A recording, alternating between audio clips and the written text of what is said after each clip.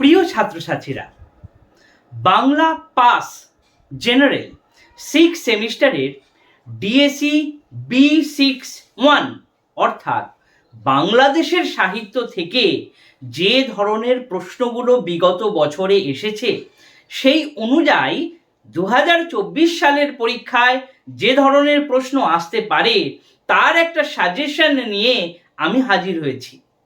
আজকের এই ভিডিওতে 3টে মডিউল থেকে কোন কোন প্রশ্নগুলো করে গেলে তোমরা একটা সুন্দর নম্বর পাবে, একেবারে এক চান্সে পাস করে যাবে, সেই রকম একটা প্রশ্নপত্রের লিস্ট নিয়ে আমি হাজির হয়েছি।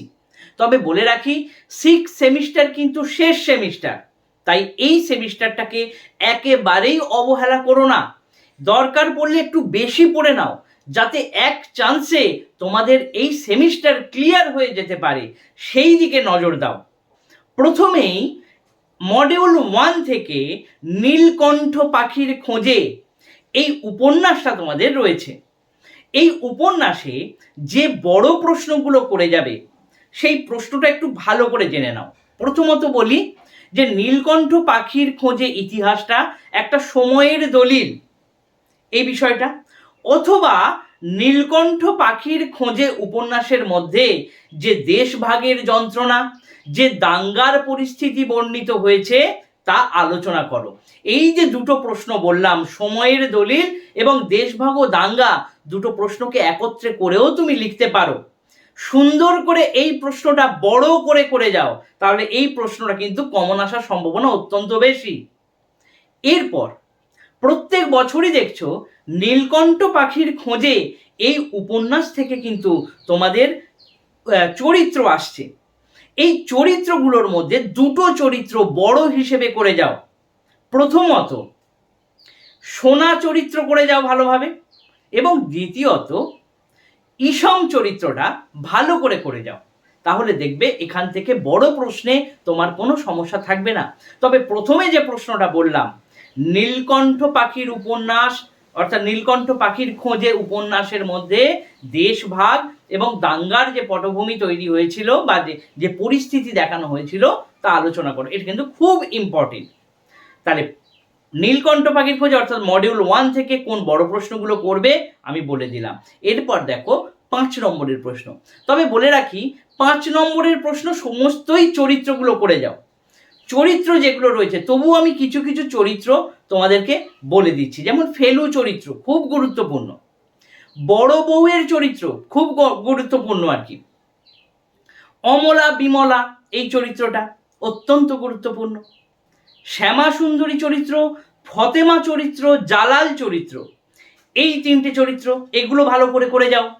এগুলো সবই কিন্তু আমি বলছি 5 নম্বরের জন্য, জাস্ট একটু দেখে নিজের মতো করে তোমরা লিখে ফেলতে পারো। কারণ অনেকেই তোমরা এই উপন্যাসটা কিন্তু রিডিং পড়োনি, যার ফলে তোমাদের সমস্যা হচ্ছে। একটু ভালো করে এই প্রশ্নগুলো করে যাও, এই চরিত্রগুলো করে যাও 5 নম্বরে। রঞ্জিত চরিত্র আছে, মালতী চরিত্র আছে, শশীবালা চরিত্র আছে, অর্থাৎ মেয়েদের যে চরিত্রগুলো রয়েছে এগুলো একটু ভালো করে দেখে যাও, তাহলে তোমরা উপকার পাবে। আর বড় প্রশ্ন চরিত্র হিসাবে সোনা চরিত্র এবং ইসম চরিত্র, এই দুটো কিন্তু বড় প্রশ্নে দেখে যাও। বাকি যে চরিত্রগুলো বললাম এগুলো 5 নম্বরের চরিত্র হিসাবে দেখে গেলেই হবে। তাহলে মডিউল 1 বুঝতে পেরেছ। এরপর দেখে নিই মডিউল 2 থেকে কোন কোন প্রশ্নগুলো করে যাবে। দেখো, লিখে নাও ভালো করে। যে 5টা গল্প তোমাদের অবশ্যই করে যেতে হবে: গণনায়ক, ছেলে মানুষী, পালঙ্ক, ড্রেসিং টেবিল এবং জটায়ু। এই 5টা গল্প থেকে করে গেলে তোমরা দুটো প্রশ্নই কমন পাবে।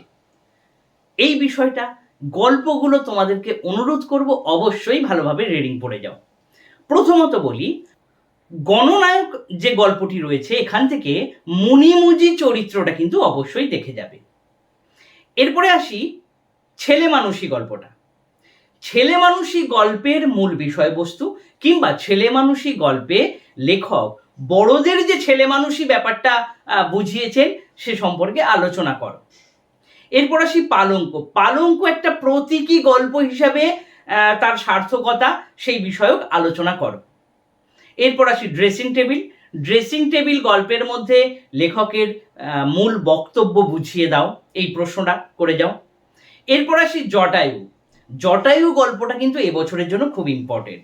তাই জটায়ু গল্প থেকে প্রশ্ন দুটো ভাবেই দেখে যাও, ক্যারেক্টারগুলোও দেখে যাও ভালোভাবে, এবং যে সমস্ত তথ্যমূলক যে প্রশ্ন অর্থাৎ গঠনমূলক যে প্রশ্ন, জটায়ু গল্পের জটায়ু বলতে কাকে বোঝানো হয়েছে বা জটায়ু গল্পের নামকরণের সার্থকতা কি, এই বিষয়ক প্রশ্নগুলো কিন্তু দেখে যাও। তাহলে এই 5টি গল্প থেকে তোমরা যদি করে যাও, তোমরা দুটো প্রশ্নই কমন পাবে, যে দুটো প্রশ্ন বড়তে দেবে। এবং গতবারে এপার গঙ্গা ওপার গঙ্গা এই গল্পটা থেকে বড় প্রশ্ন এসেছিল, এবং রাজা আসে রাজা যায় এখান থেকে বড় প্রশ্ন এসেছিল। এই দুটো গল্প থেকে তোমরা 5 নম্বরের জন্য অবশ্যই করে যাও। এই দুটো গল্প কিন্তু লাইন তুলে প্রশ্ন আসতে পারে, তাই একেবারেই হেলায় ফেলে যেও না। এরপর আসি মডিউল 3 অর্থাৎ কবিতা থেকে। কবিতা থেকে প্রথম যে 5টা কবিতা রয়েছে, এই 5টা কবিতার মধ্যে তোমরা কমন পেয়ে যাবেই যাবে। তাই এই প্রথম 5টা কবিতা বড় প্রশ্নের জন্য অত্যন্ত গুরুত্বপূর্ণ। পূব পশ্চিম কবিতাটি, পূব পশ্চিম কবিতার মধ্যে কবি কোন মনোভাবকে ব্যক্ত করেছেন সেই বিষয়টা। দ্বিতীয় কবিতা যেটা রয়েছে খুকু ও খোকা, তাহলে খুকু ও খোকা কবিতার মধ্যে কবির যে দেশভাগের যন্ত্রণা ফুটে উঠেছে সে বিষয়ে আলোচনা করো, খুব গুরুত্বপূর্ণ। 15ই আগস্ট 1947 সালে কবির মনোভাব কিংবা কবির মনের যে যন্ত্রণা, কবি যে 47 সালের 15ই আগস্টে যে স্বপ্ন দেখেছিলেন সেই স্বপ্নভঙ্গ কিভাবে প্রতিফলিত হয়েছে আলোচনা করো। জল দাও কবিতার মূল বক্তব্য কি আলোচনা করো, এবং পারাপার কবিতায় কবির মর্ম বেদনা আলোচনা করো। এই 5টা কবিতা থেকে এই 5টি প্রশ্ন করে গেলে তোমরা সম্পূর্ণরূপে কমন পাবে। তাই যেগুলো বললাম, অর্থাৎ নীলকণ্ঠ পাখির খোঁজে যে ধরনের পড়াশোনাগুলো বললাম, গল্প থেকে যে কটা বললাম, এবং কবিতা থেকে যা যা প্রশ্নগুলো বললাম, এই প্রশ্নগুলো যদি সঠিকভাবে তোমরা দেখে যাও, তোমাদের 6 সেমিস্টার ক্লিয়ার হওয়া থেকে কেউ আটকাতে পারবে না। তবে লেখার মানটা কিন্তু একটু সুন্দর রাখবে, কাটাকুটিটা একটু কম করো, হাতের লেখাটা একটু পরিষ্কার রাখো, তাহলে দেখবে, কারণ পাশের খাতা দেখা একটু যেন ভালো হয়, সেই দিকে একটু মনোযোগী হয়ে তোমরা সেমিস্টারটা ক্লিয়ার করে নাও। আশা করি তোমাদেরকে বোঝাতে পারলাম কোন ধরনের কিভাবে প্রশ্নগুলো করে যাবে, কোন প্রশ্নগুলো ভালো করে মুখস্থ করে যাবে, কোনগুলো 5 নম্বর করে যাবে, সেই অনুযায়ী পড়ে যাও, একটা সুন্দর নাম্বার তোমরা তুলতে পারবে। ধন্যবাদ।